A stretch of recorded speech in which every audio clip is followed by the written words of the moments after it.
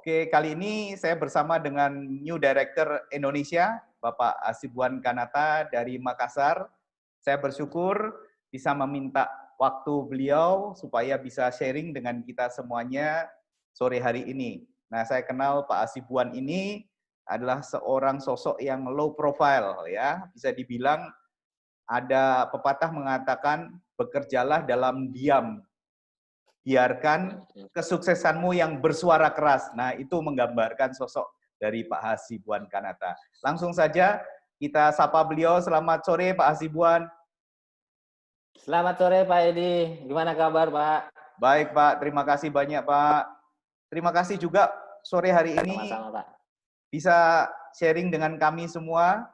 Nah, untuk menyingkat waktu Pak Hasibuan, langsung saja kita pengen kenal lebih jauh dengan Pak Hasibuan. Mungkin Bapak bisa ceritakan latar belakang keluarga dan latar belakang pekerjaan Bapak sebelum Bapak menjalankan bisnis yang ditekuni sekarang, Pak.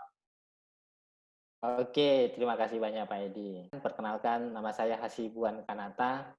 Banyak orang bilang saya orang Medan, bukan, saya orang Bugis Makassar. Ada juga Kanata di belakangnya. Orang pikir masih ada keturunan Jepang ya. Ternyata enggak, itu adalah gabungan nama nenek dan kakek. Saya dilahirkan dari keluarga yang biasa, bahkan cenderung kekurangan ya. Makanya saya yang namanya menderita itu adalah sesuatu hal yang wajar. Susah itu buat saya itu adalah makanan sehari-hari saya waktu kecil. Saya lahir dari keluarga di sebuah kampung namanya Pak Polo di Kabupaten Bone. Kabupaten Bone itu mungkin Anda tahu Bapak Yusuf Kala ya, mantan wakil presiden. Nah, beliau itu satu kampung dengan saya. Saya sangat kenal baik dengan beliau. Sayangnya beliau tidak kenal dengan saya. Seperti itu. Nah, di masa kecil saya memang kita dididik oleh orang tua cukup keras ya. Orang tua saya sebenarnya dua-duanya adalah guru. Nah, cuma saya tidak menganggap itu karena sehari-harinya hampir menghabiskan waktunya buat untuk bersawah, berkebun. Karena kami ini banyak bersaudara. Dan kebetulan saya ini anak keenam dari 7 bersaudara. Jadi kakak-kakak saya kuliah di Makassar, saya di kampung temani ayah saya berkebun, bersawah, pelihara sapi, seperti itu. Jadi yang namanya kerja keras, sejak saya sudah bisa ke kebun, udah bisa bantu orang tua, bahkan belum sekolah, saya sudah bersawah, udah berkebun. Sampai saya SMP. Dan saya merasa waktu saya di kampung, merasa hidupnya biasa-biasa saja. Tidak ada yang sesuatu yang salah, karena kami bergaul dengan orang yang secara level ya sama, kurang lebih sama. Kami terbiasa berenang di bendungan, berenang di sungai, terbiasa bermain di lumpur, dan itu hal yang menurut saya biasa-biasa. Namun ketika saya merantau ke Makassar, di situ terbuka pola pikir saya. Kenapa ya ada orang bisa punya mobil? Kenapa ya ada orang bisa seenaknya belanja? Kenapa ya ada orang yang uh, bisa hidupnya nikmat ya? Di situ saya mulai belajar, oh ternyata mereka ini punya kondisi finansial yang lebih baik dibanding keluarga saya. Saya bertanya, kenapa ya mereka punya kondisi finansial bisa lebih baik? Oh, ternyata mereka ada yang karena memang pejabat, ada yang karena memang punya usaha. Dan saya mulai berpikir di situ, wah menarik juga ternyata hidup kalau punya uang banyak seperti itu. Banyak hal yang bisa dilakukan. Nah, jadi Bapak Ibu sekalian, dari situlah saya mulai kepikiran bahwa saya juga harus berhasil. Apakah nanti saya jadi pejabat, apakah saya nanti seorang pebisnis. Intinya adalah saya ingin hidup saya baik, gitu dulu. Saya ingin hidup saya secara keuangan itu di atas rata-rata. Jadi dari situlah mulai penasaran, makanya waktu saya kuliah dulu, saya termasuk yang paling cepat selesai di kampus saya kuliah di Unhas, teknik sipil, bahkan sempat juga waktu itu saya menjadi asisten lab ya, asisten dosen, saya pegang beberapa lab, bahkan cuma bukan di Unhas, ada universitas swasta juga saya sempat jadi asisten. Pikiran saya sederhana waktu itu adalah bahwa saya ini nanti kalau sarjana saya pasti berkompetisi. Saya akan bersaing dengan banyak orang, dan kalau ada 100 pekerjaan yang disiapkan, saya harus dapat 1 dari 100 itu. Kalau ternyata cuma 10 yang disiapkan, saya harus dapat 1 di situ. Kalau ternyata cuma 1 yang disiapkan, saya yang harus dapat itu 1. Jadi itu komitmen dari saya. Makanya saya persiapkan dengan cara adalah memperbanyak skill, pengalaman, termasuk juga sertifikat-sertifikat ya yang biasanya di kampus tidak dapatkan untuk menunjang nantinya saya berkompetisi. Itu saya lakukan.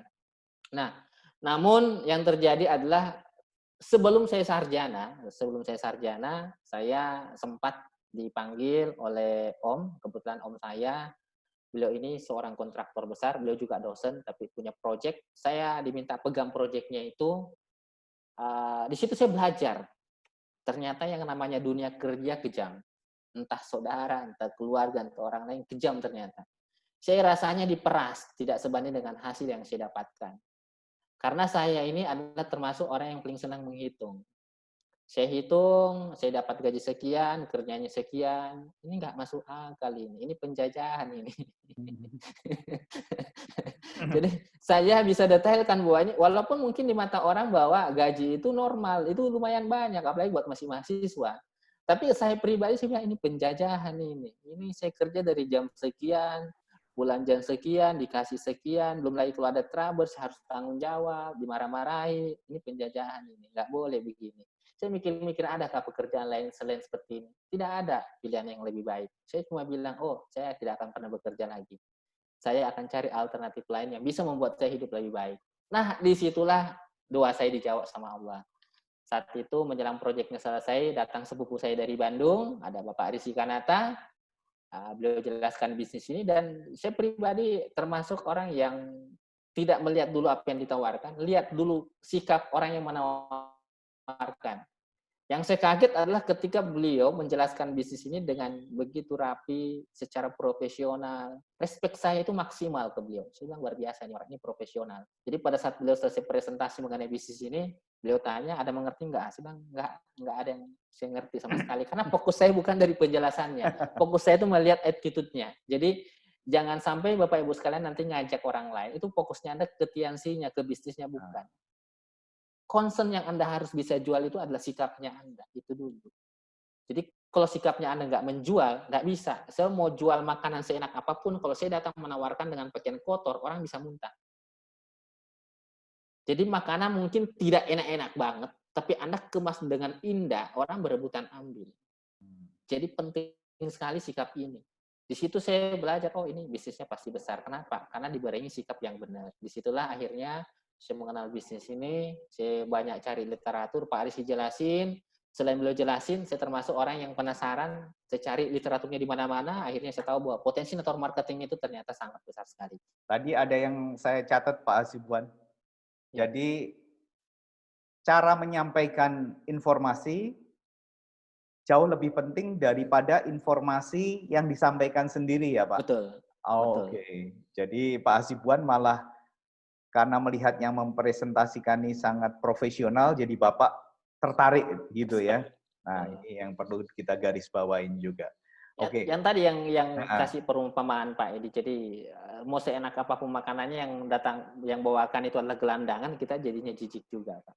Iya, betul. Nah, Pak Has, setelah itu apa yang membuat Pak Has sangat termotivasi atau serius untuk bisa sukses di bisnisnya ini, Pak? Apa Bapak dari awal sudah memiliki keyakinan itu? Waktu Bapak memutuskan untuk bergabung langsung, saya pasti bisa sukses ini, gitu, Pak. Oke, terima kasih banyak Pak Edi. Jadi memang sukses ini sudah dari dulu yang memang saya cari cara bagaimana mencapai yang namanya sukses. Bisa secara finansial bisa melimpah seperti itu. Jadi sejak saya kuliah memang saya sudah berusaha cari uang dengan jadi asisten. Saya tahu bahwa nantinya akan berfungsi ketika saya berkompetisi di luar. Jadi pencarian itu sudah saya lakukan dari dulu. Nah, kebetulan ditawarkan kendaraannya Tiansi, ya sudah saya jalani. Dan saya termasuk orang yang tidak gampang melihat kiri kanan, Pak. Jadi maksud saya gini, apapun itu butuh proses itu dulu. Ada waktu yang dibutuhkan untuk membangun sesuatu. Dan setiap orang punya umur untuk membangun sesuatu. Jadi ada orang yang mungkin butuh 2 tahun, butuh 3 tahun, butuh 4 tahun untuk berhasil. Kenapa? Karena kita berangkat dari kondisi yang berbeda. Contoh, saya ini mahasiswa. Tidak ada yang bisa dilihat. Motor tidak punya, baju cuma 2 atau 3. Kita berangkat dari yang berbeda. Misalkan saya berangkat dari 100 km, ada orang yang berangkat dari 50 km, ada orang yang berangkat dari 10 km. Jadi ingat, yang paling penting adalah bahwa sukses ini harus dikunci dulu, bahwa kita mau lock. Karena Tianxi ini bukan mengenai bisa dibilang atau tidak, ini hanya jalan. Akan dipertanyakan jalannya ini kalau memang kita nggak punya tujuan yang jelas seperti itu. Dan kalau saya pribadi, saya mau sampaikan bisnis network marketing ini adalah bisnis yang paling mudah menurut saya karena tidak ada komponen-komponen yang dibutuhkan yang tidak bisa kita berikan. Coba lihat network marketing, apa yang dibutuhkan? Presentasi, kita punya mulut bisa presentasi. Kita mau butuh teman kita banyak. Apalagi modal nggak perlu modal. Bahkan di awal saya juga minjam mendaftar di usaha ini. Jadi komponen yang dibutuhkan bangun bisnis ini sudah disiapkan semua. Ada mata, telinga, hidung, ada mulut, ada kaki jadi kendaraan. Banyak orang bilang saya nggak punya kendaraan. Anda punya kaki kok, itu kendaraan itu, ya. Jadi saya di awal bahkan jalan kaki masuk kompleks, masuk ke kampus-kampus lain, fakultas lain. Saya jalan kaki. Saya bilang ya harus memulai seperti itu. Namanya berjuang. Berjuang itu ya pasti ada pengorbanan. Kira-kira begitu Pak Edi. Iya. Nah, pas menarik tadi Bapak bicara tentang proses. Nah, waktu Ya. Pak Hasibuan menjalankan bisnisnya Pak, di awal-awal itu Pak Hasibuan sudah mempersiapkan diri atau Bapak juga masih sempat kaget melihat proses yang Bapak jalani? Itu satu. Terus pertanyaan kedua Pak, ya, pertanyaan yang pertama tadi, bagaimana Bapak mengawali, menggerakkan roda bisnisnya Pak Hasibuan, mengembangkan bisnisnya? Pertanyaan kedua, saat Bapak menjalani proses tadi, ada nggak satu kejadian yang menurut Pak Has sangat berat dan Pak Has masih ingat sampai hari ini dan Pak Has bisa lewati? Oke, jadi mengenai bisnis ini di awal, jelas saya sudah sampaikan tadi ke Pak Edi bahwa memang dari dulu saya mencari jalan untuk bisa berhasil. Alhamdulillah jalannya saya temukan. Tapi ingat, apapun jenis kendaraannya atau jalannya, itu pasti beda dia punya cara. Cara menjalankannya, ilmunya beda. Dan saya pribadi setiap menerima sesuatu penolakan atau hambatan, saya selalu berpikir bahwa ada soal baru yang dikasih buat saya untuk diselesaikan. Jadi saya melihat bahwa masalah yang ada, tantangan yang ada itu seperti soal, dan itu ujian buat saya untuk lolos segera supaya bisa naik level. Jadi saya tidak melihat masalah itu, soal itu sebagai sesuatu yang harus saya hindari. Soal itu adalah ujian buat saya untuk naik level. Jadi ketika ada masalah, grup rontok, orang nolak, saya nggak kaget, oh ini soal. Kenapa bisa orang nolak sama saya? Mungkin caraku nggak benar ya. Atau mungkin waktunya tidak tepat ya, atau mungkin barangkali saya kurang harum mungkin. Ya, ada selalu cara berintrospeksi diri. Jadi bagaimana melihat setiap tantangan dan masalah itu sebagai sebuah ujian buat kita untuk naik level itu aja, jangan dihindari.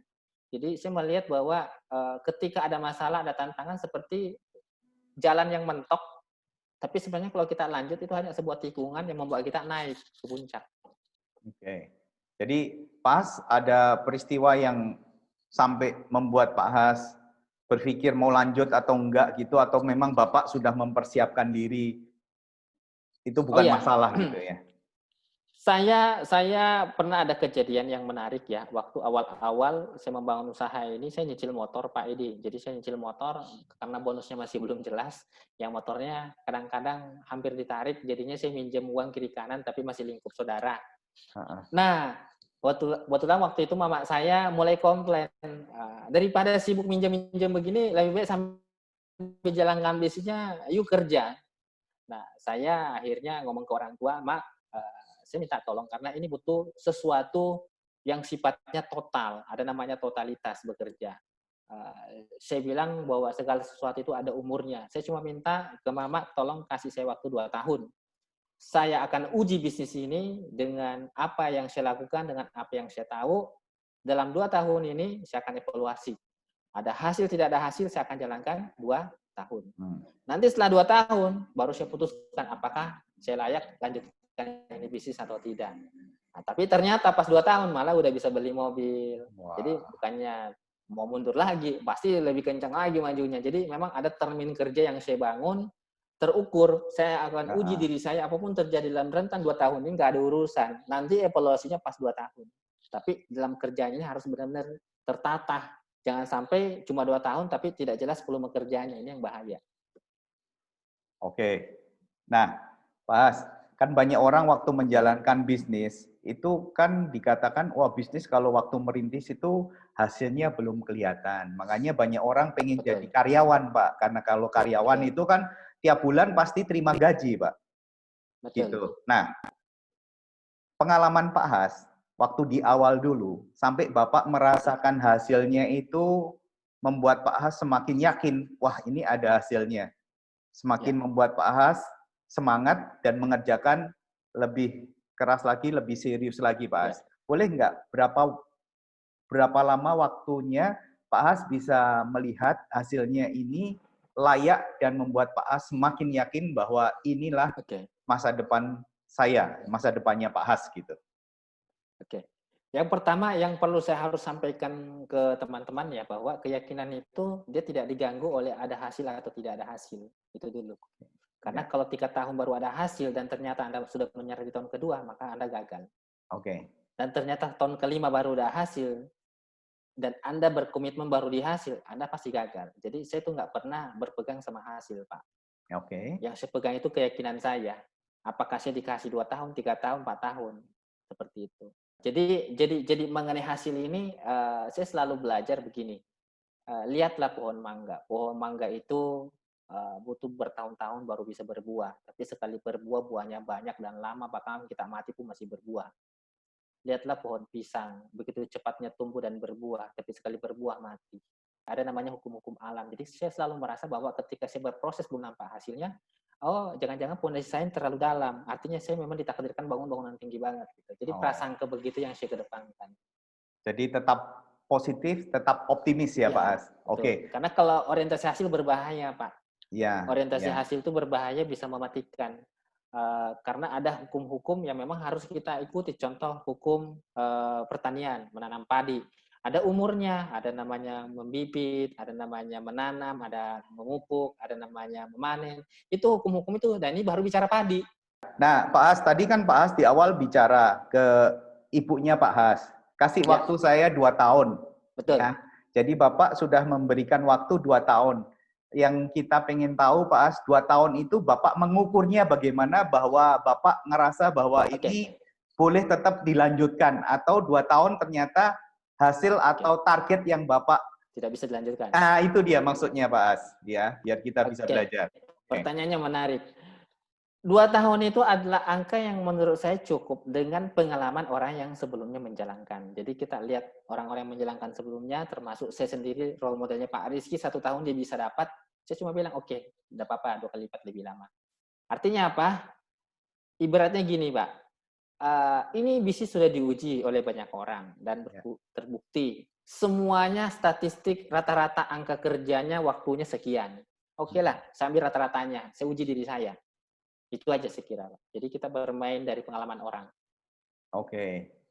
Tapi Nah, dengan catatan, Pak, pekerjaannya harus dikerjakan secara total. oke. Termasuk jam kerjanya harus jelas. Contoh misalkan pekerjaan kita di bisnis ini adalah presentasi, tambah daftar nama, melayani pelanggan. Ya presentasinya harus terukur dong setiap Hmm. hari. Anda presentasinya berapa? Kalau saya memang kunci, sehari saya minimal 3 kali, lebih boleh. Tapi kurang, haram. Kan seperti itu. Tambah daftar nama sehari 5, wajib. Itu pun tambah daftar namanya tidak asal, harus SP-nya tinggi. Karena kalau SP rendah, mau dikejar-kejar juga nggak bakalan join, karena nggak punya duit misalkan. Itu harus jelas volume kerjanya selama 2 tahun itu.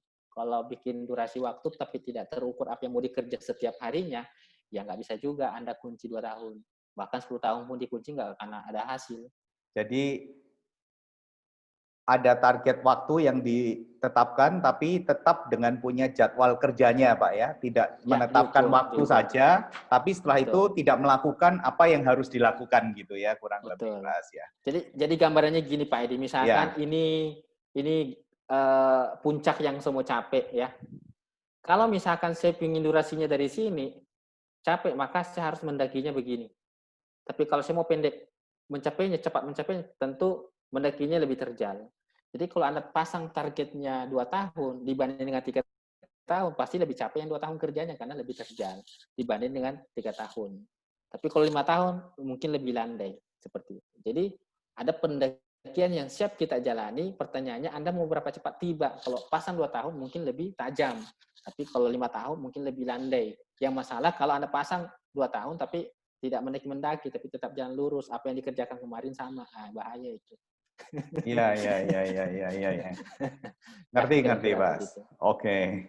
Nah, itu bicara proses, Pak ya, dan Ya, perjuangannya Pak Has. Nah, sekarang ini Pak Has, uh, boleh nggak minta Pak Has cerita apa saja yang Bapak nikmati dari bisnis ini, Pak? Kan ada proses masa-masa nggak enaknya, ada ya, masa-masa enaknya. Nah, tadi Pak Has di awal juga cerita bahwa Pak Has itu pengen mengubah hidup ya, Bapak pengen ya, pengen kaya, ternyata punya uang itu enak gitu ya, punya banyak pilihan istilahnya. Nah, ya. minta tolong diceritakan apa yang Bapak sudah dapati, apa yang sudah Bapak nikmati dari bisnis yang Bapak sudah perjuangkan tadi. Jadi saya pribadi bisnis ini adalah sebuah berkah buat saya ya. Yang paling mahal pertama tentunya adalah waktu. Saya ini hampir dibilang kadang-kadang nggak tahu hari. Ini hari Senin, Selasa, Kamis atau Minggu ya. Saya kadang-kadang baru ngecek HP lihat, oh ini hari Selasa, oh kirain hari Kamis. Karena rasanya setiap hari itu kayak hari Minggu. Saya bebas ngatur waktu saya, apalagi misalkan di era pandemi begini ya kerjanya cuma di rumah, nggak ngapa-ngapain, paling nelpon grup, tidak ada beban. Ketika orang tua nelpon, "Buan pulang kampung," saya pulang, nggak ada beban. Dan bahkan saya bisa tinggal di kampung juga tergantung orang tua mau berapa lama dia minta, seperti itu. Mm-mm. Dan saya tidak pernah terintimidasi oleh keterdesakan untuk melakukan sesuatu. Sehingga saya bisa ngatur, ya terserah saya. Kalau mau kerja, kerja. Kalau lagi santai, santai. Itu yang paling mahal. Saya bisa ngatur diri saya. Terus yang kedua adalah, yang mahal adalah saya punya kesempatan untuk berbakti ke orang tua. Itu yang paling mahal buat saya. Kenapa? Banyak orang bisa memberi uang orang tuanya, tapi belum tentu dia punya waktu buat untuk nemanin, ketemu, nganterin pergi belanja, temanin pergi cukur, temani bercerita. Itu buat saya mahal. Jadi uang mungkin banyak orang bisa ngasih, tapi belum tentu bisa temani orang tuanya di situ, ngobrol, cerita. Kadang-kadang cerita itu mungkin buat banyak orang nggak penting, tapi buat saya cerita apapun keluar dari mulut orang tua saya itu penting, karena di masa tuanya itu butuh ada yang mendengarkan gitu. Dan Mm-mm. itu saya mahal buat saya. Itu yang kedua. Terus untuk kalau secara materi, alhamdulillah ya, bisa bangun rumah, bisa perbaiki rumah orang tua, bangunkan rumah, bisa punya mobil, ada investasi. Cuma mungkin kalau saya termasuk bukan tipikal orang yang bisa menceritakan. Mm-mm. Low Seperti profile, Pak itu. ya? Bukan low profile. Saya eh, saya kalau bicara mengenai hasil luar biasa lah. Jadi kita bisa bayangkan dalam posisi seperti kita sekarang dengan bisnis yang belum begitu baik, belum begitu sehat, ya kita punya income dalam sehari saja dihitung mungkin masih lebih banyak dibanding gajinya orang sebulan, seperti itu. Jadi Hmm. secara hasil seperti itu. Keliling ke luar negeri juga hampir dibilang tiap tahun, bahkan sebelum pandemik saya dari Jordan, dari Palestina, dari Arab Saudi, dari Oman keliling, tidak ada beban karena buat saya ya memang hidup harus seperti itu. Dan yang lebih istimewa lagi ketika misalkan kita lagi jalan-jalan pingin makan sesuatu, udah nggak pernah nanya harganya berapa, buat saya itu istimewa gitu. Walaupun saat bayar, oh cuma segini. Tapi ketika diminta bayar mahal, nggak kaget juga, oh saya bisa bayar. Dan itu mahal gitu. Hal-hal begitu buat saya mahal. Masuk ke mall, lihat ada yang bagus. Nggak perlu mahal-mahal, nggak usah kepikiran beli Ferrari, nggak usah kepikiran beli apa. Nggak, masuk ke mall seneng lihat, ambil, itu mahal buat saya. Ah. Dan masuk ke mall juga waktu-waktu di mana orang harus kerja, kita malah masuk mall. Jadi yang disapa cuma kita aja. Jadi itu indahnya bangun bisnis ini karena konsepnya adalah bangun aset. Oke, nah Pak As, tadi kan Bapak Ya, cerita di bisnis ini Bapak menikmati salah satunya adalah jalan-jalan ke luar negeri juga ya Pak. ya, Nah, ya.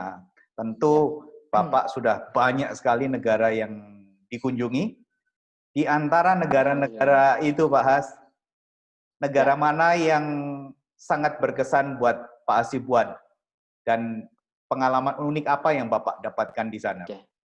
Saya ada 3 negara yang paling berkesan, Pak. Yang pertama adalah Jepang. Kebetulan waktu itu Jepang pertama kali ke sana bukan dalam rangka jalan-jalan sebenarnya, pergi bangun jaringan, jadi bangun bisnis di sana. Saya orang yang tidak fasih bahasa Inggris. Saya termasuk orang yang bahasa Inggrisnya pasif, yang mendengarkan ngerti dikit tapi ngomong susah ya. Jadi selama di Jepang itu saya lebih banyak pakai bahasa tubuh. Nah, ada satu kondisi di mana Pak Rizky dengan saya kita berangkat ke Jepang sama-sama, dan Pak Rizky kebetulan dia beli JR Pass dari Indonesia, dan saya punya JR Pass itu belum berfungsi, jadi saya harus masih beli manual di ATM ya, itu tiket keretanya. Nah, pada saat itu kita lagi bawa koper, dan pada saat berhenti keretanya, untuk menarik tiket itu dengan waktu singgah dari kereta ini nggak memungkinkan saya ikut. Tapi Pak Rizky udah di dalam kereta. Jadi Bapak belum masuk kereta? Belum masuk kereta. Nah, apa yang Oke. terjadi, Pak Rizky cuma BBM, waktu itu masih BBM, dia cuma, nanti ikut di kereta berikutnya. Karena dia tahu pasti saya nggak bisa naik. Bayangkan baru sendiri, bangun luar negeri, Jepang, nggak ngerti bahasanya, bahasa Inggris juga nggak jelas. Dan saya langsung merasa di situ, ya Allah, ini baru hari pertama udah di ospek begini, udah ditinggal kereta, ditinggal lagi sama Pak Rizky. Saya di situ belajar, luar biasa ini Jepang ya. Kita telat 2 menit aja ditinggal, besok-besok nggak boleh. Jadi saya belajar di Jepang itu bahwa disiplin itu sesuatu yang sangat wajib. Anda telat 1 menit udah pasti ditinggal. Jadi kalau orang janjian di sana itu, biasanya yang kita janjian itu mereka mana yang menunggu. Makanya malu sendiri kita datang kalau telat. Bahkan telat pada saat tepat waktunya saja kita masih malu gitu. Kenapa? Mereka tidak mau dikasih menunggu. Orang lain tidak mau kalau dia janji orang lain terus dikasih menunggu. Jadi datang lebih awal. Jadi memang budaya orang Jepang itu memaksa mereka untuk memang luar biasa suksesnya mereka, walaupun alamnya tidak mendukung ya. Jadi etos kerja, kedisiplinan saya belajar dari Jepang. Terus yang kedua adalah di Amerika Serikat ya. Nah, Amerika Serikat ini ada satu titik saya pergi jalan-jalan waktu itu di daerah Beverly Hills sama ibu, kita lagi extend. Ada kafe, saya cuma pesan kopi sama kentang. Dan saat itu ketika bayar tagihan, itu tagihannya sekitar $100 ya. Saya bayar 1 lembar. Saya bayar dan saya jalan-jalan. Saya baru nyadar $100 itu kurs waktu itu 13.000. Saya bayar 1,3 juta cuma kentang, 1 piring, sama kopi. Saya baru ngehen, mahal sekali biaya hidup di sini. Jadi saya ngerasa, oh di Indonesia itu ternyata kita hidupnya itu murah meriah. Jadi pulang ke Indonesia itu rasanya jadi murah. Nah, hal yang sama juga terjadi waktu saya ke Swiss, kita kencing itu bayarnya 2 euro. Nah, 1 euro waktu itu kan 16.000, Pak. Jadi kalau 2 euro kan 30.000. 30 ribuan ya. Ya, jadi teman-teman selalu bercanda, aduh kalau mau kencing bawa botol aja. Nah, maksudnya apa? Kita Indonesia ini terlalu dimanjakan oleh kondisi sampai kita lupa bahwa ada potensi yang bisa kita capai sebenarnya. Di luar tuh mahal biaya hidup. Di sini kita terlalu dimanja sampai lupa memaksimalkan potensi kita keluar. Nah, Pak Has, di bisnis yang Bapak tekuni kan juga memberikan reward-reward, Pak. Kita pengen cerita Pak Has, waktu Pak Hasibuan kan sudah terima reward-reward dari perusahaan Kiens ya. Nah, gimana Bapak melihat reward ini dan bagaimana perasaan Bapak waktu terima reward itu dari Luxury Car dan lain-lainnya itu, Pak? Bisa ceritakan, Pak, gimana? Oke. Pertama adalah reward itu simbol ya. Kalau saya pribadi itu sesuatu yang mungkin banyak orang merasa bahwa reward ini adalah pencapaian. Kalau saya terbalik, reward ini adalah simbol dan alat perang.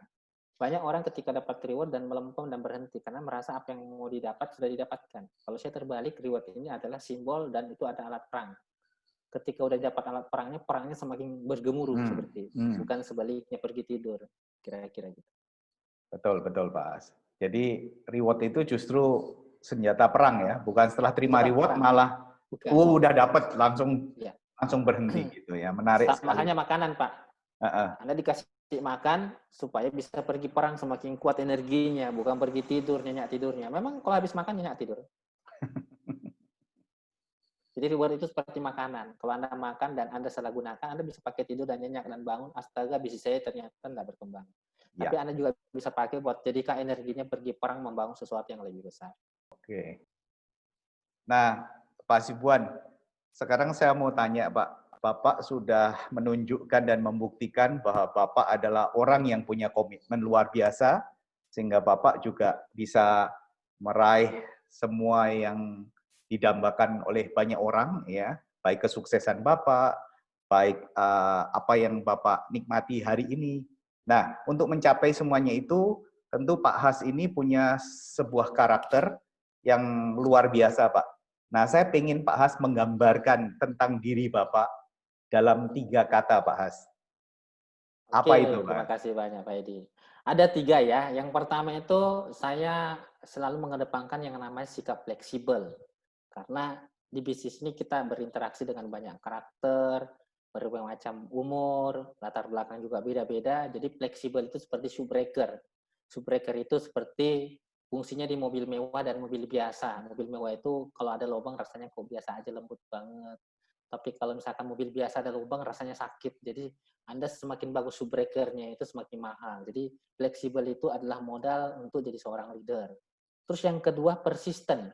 Persisten ini kenapa penting? Karena cuaca di luar kita nggak bisa kontrol. Kadang-kadang anginnya kencang, kadang-kadang lemah anginnya. Kalau anginnya lemah ya layang-layangnya kita tarik. Tapi kalau kencang anginnya ya diolor. Jadi perlu persisten. Terus yang terakhir adalah saya termasuk orang kalau memulai sesuatu itu memang nggak pernah kepikiran mundur, nggak pernah mengenal mundur selama ada yang sudah menguji bahwa bisnis ini udah dijalani orang dan berhasil. Jadi fleksibel, persisten, dan Persisten dan nggak mundur. tak kenal menyerah, Pak ya. Tidak Mengenal pernah menyerah ya, sampai masa mundur. tujuan tercapai. Terima kasih. Nah, Pak As, sekarang sebagai penutup, Pak As minta satu pesan untuk yang nonton video ini, Pak As. Yang sudah gabung atau belum ini, Pak? Untuk dua-duanya, Pak. Oke. Ini mungkin sekedar sharing buat teman-teman. Yang pertama adalah buat yang belum gabung ya. Saran saya adalah Anda harus bisa melihat ini adalah sebuah peluang. Peluang untuk diri Anda dan peluang untuk banyak orang. Karena ketika Anda mengambil keputusan membangun usaha ini, maka Anda akan melibatkan banyak orang juga sukses di usaha ini. Anda nggak akan sukses sendiri. Terus satu lagi, bisnis ini sudah terintegrasi dengan era digital. Jadi kalau Anda cari sebuah usaha yang bisa berbasis online, usaha ini udah bisa membantu Anda, mewadai Anda buat untuk masuk di era baru ini. Seperti itu. Nah, jadi ini adalah alat yang disiapkan oleh siapapun, termasuk Anda yang nonton, dan lewat informasi ini saya berharap Anda ngambil keputusan, dan insya Allah suatu saat kalau Anda berhasil, ingat bukan cuma Anda yang merasakan nikmatnya berhasil, tapi akan ada banyak orang di belakang Anda juga akan berhasil. Nah, terus yang kedua, buat teman-teman yang lagi berjuang. Nah, kalau Anda lagi berjuang, apa yang perlu Anda lakukan sekarang? Satu, jangan pernah Anda selalu berpikir negatif dengan kondisi sekarang. Ini pandemik, lihat bahwa ada hikmah positif di sini. Kalau bisnis Anda jatuh, wajar, karena namanya juga ada pandemik.